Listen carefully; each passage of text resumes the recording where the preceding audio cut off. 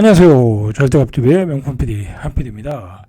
우리가 1997년에 외환위기가 났을 때 부채가 많은 회사들이 부도가 나기 시작했죠. 그죠? 근데 그 부도가 나기 시작한 것은 환율이 급등하면서 이제 이자 부담이 생기고 금리가 올라가고 그죠? 외화가 바닥나고 그러면서 국가 부도로 이어진 거죠. 자, 지금도 상황이 뭐 그때와는 많이 다르지만 그때보다는 뭐 훨씬 수출도 많이 하고 이 달러 보유도 많지만은 이 경제 전반적으로 돌아가는 거 보면 몇 가지 우려스러운 점들이 있어요. 일단은 환율이 급등하고 있다. 자, 오늘도 올랐어요. 1470원. 환율이 급등하고 있다. 환율이 내려갈 기미가 없다라는 점이 또 문제고, 그 다음에 경기가 안 좋다.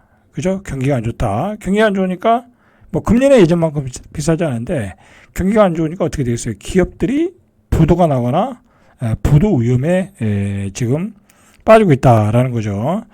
자, 그때 외환위기 때는 대기업들이 다 무너졌어요. 대기업들이, 그죠? 한보부터 해가지고 대기업들이 무너졌는데 지금은 대기업은 잘 버티고 있어요. 한동안 롯데가 위험했었죠. 그죠? 롯데가 부도가 난다라고 했는데 롯데는 잘 넘어갔어요. 뭐 워낙 자산이 많은 회사니까 지금까지 잘 넘어갔는데, 지금 우리로 보면은 중견 건설사들, 그죠? 뭐 다른 것보다는 중견 건설사들이 많이 무너지기 시작하는 것 같아요. 그런 점에서 굉장히 우려가 되고 있어요. 뒤에서 이야기하겠지만 이 건설사들이 무너지는 이유는 뭐냐면요.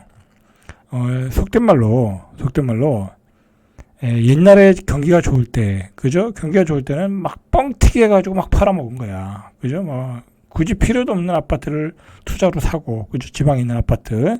필요도 없는 뭐 개발을 해가지고 상가 다 팔아먹고, 그죠? 뭐, 건설이라는 것도 그런 거예요. 필요도 없는 과잉 상품을 팔아먹는 거야, 건설사들도. 근데 그게 경기가 좋을 때, 그죠? 뭐, 자기네들 가지고 있는 신문사에서 펌프질 해가지고, 그래가지고 다 팔아먹는 거 아니에요? 그죠? 그리고 금리가 저렴할 때 그렇게 다 팔아먹는데, 근데 지금은 뭐랄까 살 여력도 없고, 그죠? 뭐 그동안 너무 많이 사가지고 다 빚을 너무 많이 져가지고 살 여력도 없고, 그죠? 여력도 없고. 자, 그러다 보니까 미분양이 속출하겠죠. 그리고 이 건설이 이루어지지 않아. 그러니까 호황기 때의 그 회사 인력 구조, 그리고 뭐 인원, 자, 그걸 가지고 운영하려고 하니까 그게 운영이 되겠어요? 그죠? 불경기에 뭐 시공도 못하고 팔리지도 않고, 그러니까 이렇게 부도가 나기 시작하는 거야. 자, 이제는 오늘 보니까 시공 58이, 그죠? 신동아 건설, 신동아 파밀리에라고, 이거 유명한 브랜드예요. 유명한, 세종에도 많이 셨는데 이 회사가 오늘 법정관리, 그죠? 부도 신청하는 거죠. 그죠? 법정관리를 신청한 거야. 부도가 난 거죠. 60억이 부도가 났다고 그래요. 자, 이런 회사들도 보면은 안 되는 사업장을 막 벌린 거야. 그죠? 근데 뭐 되는 사업장만 벌리면 그 많은 건설회사가 다 어떻게 먹고 살겠어요. 안 되는 사업장도 벌렸는데 다 불경기에 다 부도를 맞고 있다라는 거야. 자, 그러면 앞으로도 많은 회사들이 부도가 나겠죠? 그죠? 그렇게 날 가능성이 많아요, 지금 분위기로 봐서는 그래요. 자, 이 회사는 2019년에 워크아웃을 졸업한 회사야. 근데 5년 만에 또 부도야. 그죠? 5년 만에 또 부도다. 자, 그러니까, 워크아웃이라는 게 꼭 좋은 것만은 아니에요. 그죠? 이렇게 또 부실 기업을 또 키워준 거죠. 그래서 지금 분양 보증서 준 게 1조 1695억 정도 피해가 올 수 있다라는 거예요. 자, 이 회사가 2010년에도 부도가 났어요. 글로벌 금융위기 때. 그때 워크아웃을 개시했다가 워크아웃 9년 만에 워크아웃을 이제 졸업을 한 거죠. 2019년에 졸업을 했는데 다시 부도가 났다라는 거죠. 자, 그런데 한번 보세요. 이 회사가 왜 부도가 났는가? 진주시에 있는 신진주 역세권 파밀리의 피아체와 뭐 경기도 의정부용 주상복합, 뭐 그리고 뭐 또 있었어요. PF가 있었는데, 뭐 진주시에서 무슨 뭐 PF를 일으켜 가지고 뭐 사업이 되겠어요? 안 되겠죠. 그죠? 사업은 다 땅 구입을 하고 이자는 나가고 뭐 분양은 안 되고 그죠? 돈이 꼬일 수밖에 없죠. 자, 의정부역 주상복합. 의정부 같은 데도 부동산 경기가 좋을 때나 이게 집이 팔리지. 그리고 이 분양가가 너무 올랐기 때문에 주변보다 너무 비싸기 때문에 마진이 없어. 그죠? 그걸 사는 사람 입장에서는 마진이 있어야 프리미엄이 붙을 걸 예상을 하고 사는데 구축보다 또는 준식축보다 너무 비싸니까 팔리질 않는 거야. 이 구조상. 그죠? 자, 그러니까 사업들이 벌려놓던 사업들이 수습이 안 되는 거야. 지금 구조적인 문제예요. 위에서만 그러겠냐? 위에서만 그러겠냐? 나머지 회사도 다 그렇다. 시공 메디드라 18인가 했던 태영도 그랬었죠. 태영은 워낙 다른 그 자회사의 자산이 많아가지고 그리고 또 워크아웃을 통해서 워크아웃 중이죠. 그죠? 워크아웃 졸업했나요?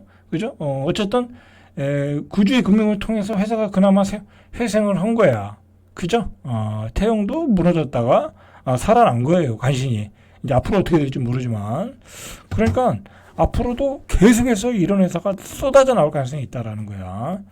자, 문제는 뭐냐면요. 이게 건설업이라는 건 굉장히 취약한 거예요. 이게 우리가 뭐 매일 먹는 뭐 라면이라든지 그다음에 무슨 약이라든지 그죠? 그런 것들은 꼭 소비해야 될 거니까 이게 뭐 과잉 생산도 없고 뭐 많은 부채도 없는데 근데 이거는 건설회사는 순 부채를 남의 돈을 빌려가지고 뭐 애매모호한 데다가 상가나 뭐 오피스텔 지산을 져가지고 팔아먹는 거잖아. 근데 그게 안 팔리는 거야. 그러니까 이게 다 부도가 쉽게 날 수 있는 업종이죠. 그러니까 이게 중요한 건요. 다른 업종에서 이런 부도가 나면 이건 큰 문제가 되는 거야. IMF 때 그랬잖아요. 그죠? 다른 업종에서. 지금 이제 위험한 게 석유화학이잖아요. 그죠? 석유화학 쪽에서 이제 부도가 나면 큰 이제 외환위기급으로 갈 수 있을 상황으로 전개가 되겠죠. 자, 일단 신규 수주가 급감하고 그리고 결정적으로 지방에서 미분양이 쌓이고 여러분들 서울에서 분양하는 것도 되는 데가 있고 안 되는 데가 있어요. 그 다음에 뭐 경기도에서 요즘 미분양이 쌓이고 있잖아요. 경기도도 잘 안 돼요. 평택 같은데 안 된다고. 조금 외곽으로 나가면 경기도도 요즘 잘 안 돼요. 뭐 이제 택지지구나 분양가 상한제가 있는 지역은 되지만 분양가가 높은 지역은 하나도 안 돼요. 그죠? 그리고 뭐 그런 지방은 뭐 말할 필요도 없겠죠. 그러면 이렇게 덩치 큰 회사들이 뭘 팔아먹겠어요? 그죠? 팔아먹을 게 없어요. 팔아먹을 게. 자, 보시면 검단 신도시 파밀리 엘리프. 이게 검단 신도시가 있고 검단 신도시 근처가 있겠죠. 그 외곽에다가 뭐 도시개발 형식으로 한 것 같아요. 입지가 좀 떨어지는 지역이겠죠. 검단 신도시 내에서 분양가 상한제를 했으면 안 팔릴 리가 없잖아요. 그죠? 그렇게 했는데 대규모 미달 사태. 그죠? 이건 뭐 죽겠는 거죠. 뭐 1000가구, 1500가구 했는데, 뭐 분양이 반도 안 됐어. 그거 어떻게 하겠어요. 그죠? 자, 이런 데서 이제, 돈맥경화가 오는 거죠. 그래서 지난해 12월에 돌아온 60억을 막지 못했다. 이렇게 큰 회사가 60억이 안 돌았다라는, 심각한 이야기죠. 자, 이 회사 감사 보고서를 보니까 2023년 부채 비율이 428%. 이거 너무 많죠. 그죠? 428%. 돈을 안 벌리는데 은행 이자를 갚아야 될 게 이렇게 많은 거예요. 부채 규모가 7,981억. 그죠? 한 달에 이자만 한 280억. 200억, 280억, 300억 내야 되겠죠? 자, 업계에서는 200%를 적정 수준으로 보고 있어요. 그러면 건설회사들 우리가 부채 비율을 다 한번 체크할 필요가 있어요. 그죠? 부채 비율이 얼마인지. 자, 200% 넘는 데는 다 위험할 수 있는 거야. 심지어는 GS건설도 예전에 굉장히 유동성에 문제가 있었다. 그런 얘기도 있었어요. 그죠? 지금 뭐 물론 문제는 없지만. 자, 이렇게 이 부채가 많은 회사들이 경기 위축으로 재무 구조가 크게 악화되고 있다. 자, 여러분 이렇게 되면 어떻게 되겠어요? 이게 문제는요. 건설 경기가 무너지면요. 다 무너지는 거예요. 일단은 하청업체들 다 무너지죠. 거기서 일하시는 분들, 그죠? 일거리가 없잖아요. 어떻게 보면 소득의 이렇게 하위층에 계신 분들인데, 그분들 일자리가 없잖아. 그죠? 또 집이 안 져지면 어떻게 되겠어요? 그러면 이제 이사도 못 가고, 뭐 전반적으로 경기가 다 죽는 거예요. 뭐 인테리어도 죽고 다 죽는 거예요. 그죠? 자, 이렇게, 지금 이 신동아 파밀리아가 분양 보증 가입주택이 8개 사업장 2,900하고, 보증 금액이 1조 2천억. 또 이거 국가에서 또 꼬라 박아야 되는 거죠. 자, 건설업계는 태양건설. 자, 이후 진정했던 뭐 지방에서 이제 부도도 좀 있었는데 다시 심해질 우려가 있다고 보고 있어요. 특히 이제 신동아 건설 같은 경우에는 공동 시공이 많거든요. 그러면 공동 시공하다 보면 같은 그 지방의 중견 건설사들이 있거든요. 그럼 같이 부도가 나는 거예요. 같이 부도가 날 가능성이 있는 거예요. 자, 굉장히 위험한 상황으로 지금 가고 있다. 지난해 부도가 난 건설업체가 모두가 30곳, 2019년 이후 최대치, 2021년에는 9곳, 그죠? 점점 늘어나고 있죠. 올해는 더 심하겠죠. 올해는 굉장히 더 심할 가능성이 많아요. 뭐 그렇다고 정부가 뭐 계속해서 뭐 돈을 지원해 줄 수는 없죠. 워크아웃을 들어가면 모를까. 그죠? 21년에 12곳 부도, 22년에 14곳, 23년에 21곳, 24년에 30곳, 25년에 한 40곳 되겠죠. 자, 부도 업체의 83%, 25곳은 지방이다. 지방 소속 건설사다. 자, 지방은 지금 뭐 안 팔려요. 안 팔려요. 분양가는 비싸죠. 입지는 떨어지죠. 그런데 막 분양하니까 안 팔리죠. 그죠? 그리고 지방은 저 가격에 사봤자 먹을 게 없다. 또 그렇게 생각을 하잖아요. 그죠? 인구도 감소되고. 작년 부산에서만 무려 6곳, 경기와 전남에서 4곳, 서울에서도 1곳. 자, 이제 부도의 도미노가 시작됐다. 라고 보시면 돼요. 자, 이 원인이 뭐냐면요. 이게 간단해요. 이거 보세요. 우리나라 25개 건설사가 올해 이게 이제 24년도죠. 14만 6천 가구를 분양했대요. 그러니까 이게 이제 매출이잖아요. 매출. 근데 2016년 이후 평균 27만 가구를 공급했다는 거야. 그 얘기는 매출이 27만 가구에서 14만 가구 반토막 났다라는 거야. 그죠? 그러면 어떻게 되겠어요? 건설사가 돈이 안 드는 거야.